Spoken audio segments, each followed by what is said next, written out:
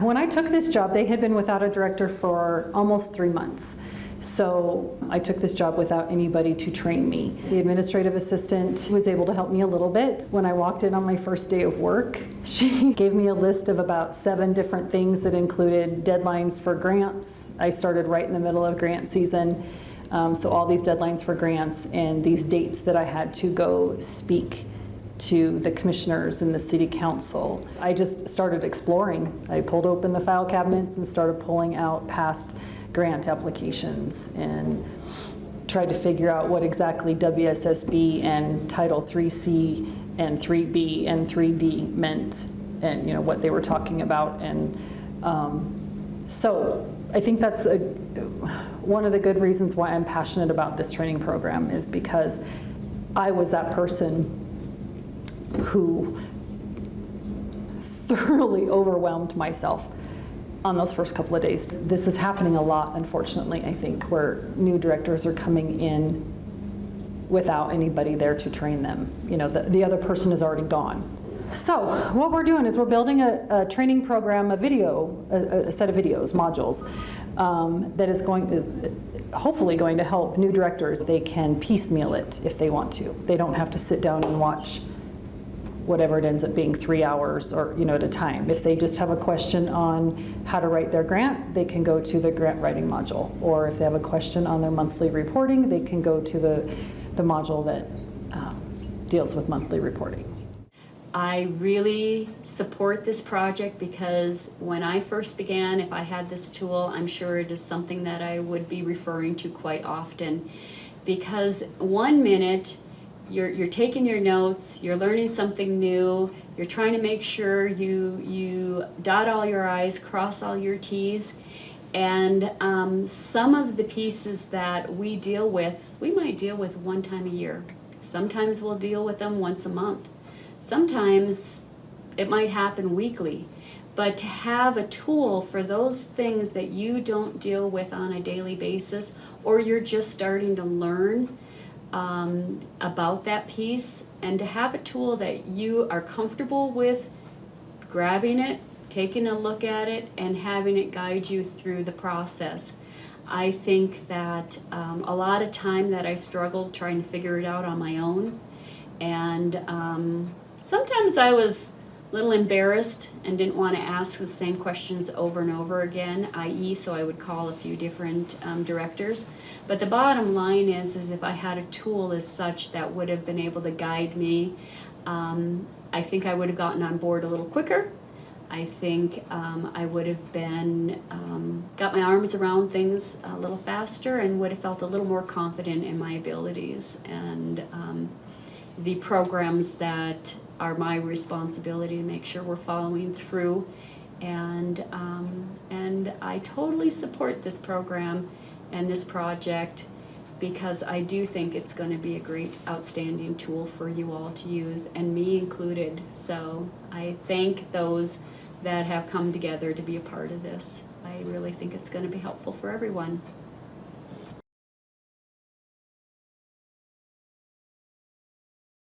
Why did you start this program? Early on, since I've been on this board and Eloise has been on the board way like 13, 14 years, something like that.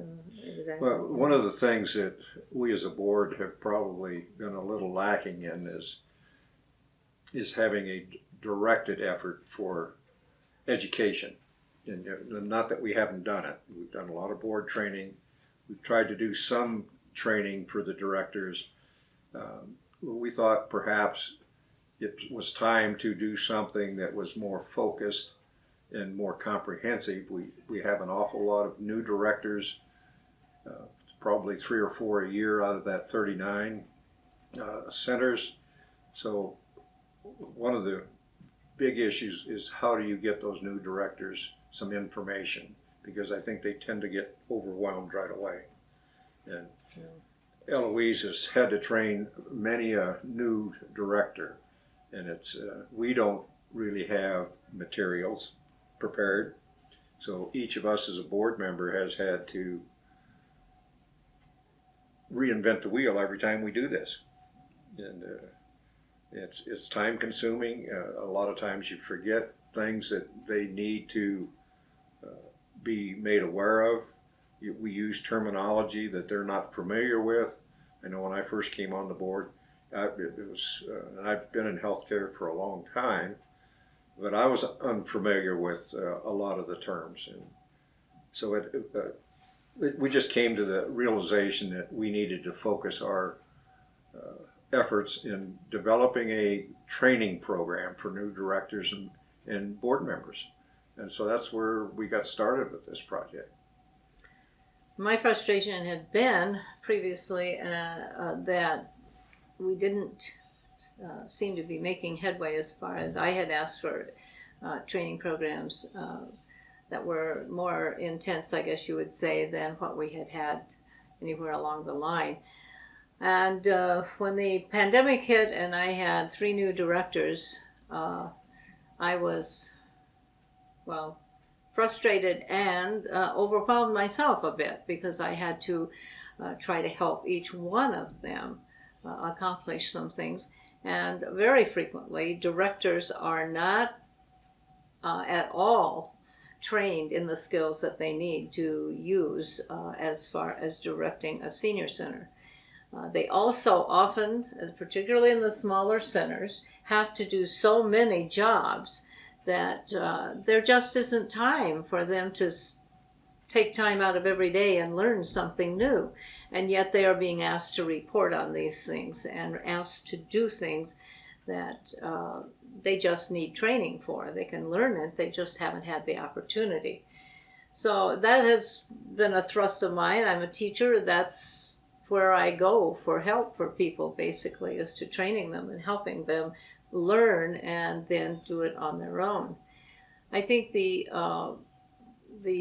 thrust of the board has to be making sure directors are comfortable and doing the things they should be doing, because that's when the impact is going to be felt by the seniors.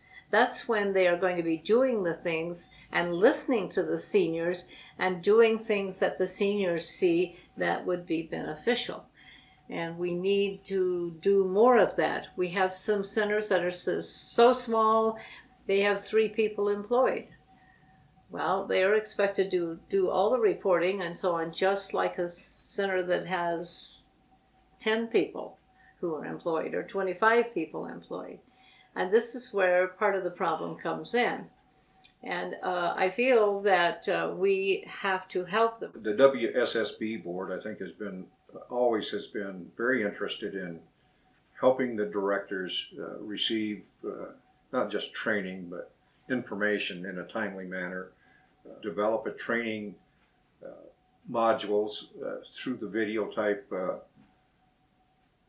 process that could be updated, kept current in the future.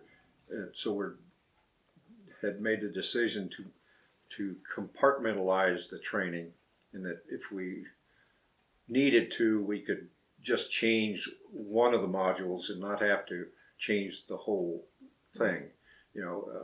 Directors are going to come and go, board members from the WSSB are going to come and go, people at the Department of Aging and the Wyoming Department of Health are going to come and go. And many of them there will be promoted, and so we needed a tool, and this is what we are developing as a tool. Hence the name Toolkit. And these are the kinds of things that we're hoping people will take away from it, the things that they need to, on a daily basis, on a monthly basis, on a quarterly basis, whatever, to utilize. There will be changes made in the forms they have to fill out, and those then will probably require some changes in the video.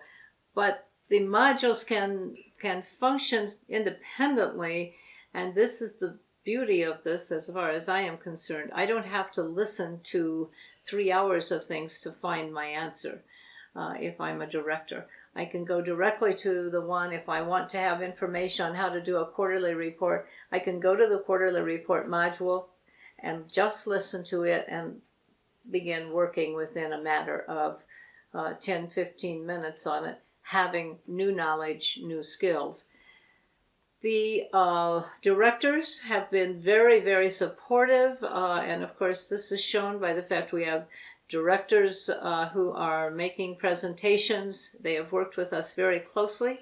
Some of their boards have been very interested, and this is a tool that can also be used with local boards. They suffer the same problem. They have a turnover of personnel fairly frequently. And how do you get them caught up, so to speak, to the point that they can function as a full board member? This overview, there are some elements in it just designed for that, but they also need to know the same things that the directors know about some of the operation, so that they can make wise decisions. Because a new WSSB board member, it doesn't take one long to realize that the local directors wear a multitude of hats. I can't really think of too many other jobs or positions that require the knowledge that the local director has to develop. They're not going to come prepared for what they've signed up for. You know, they have to be an accountant.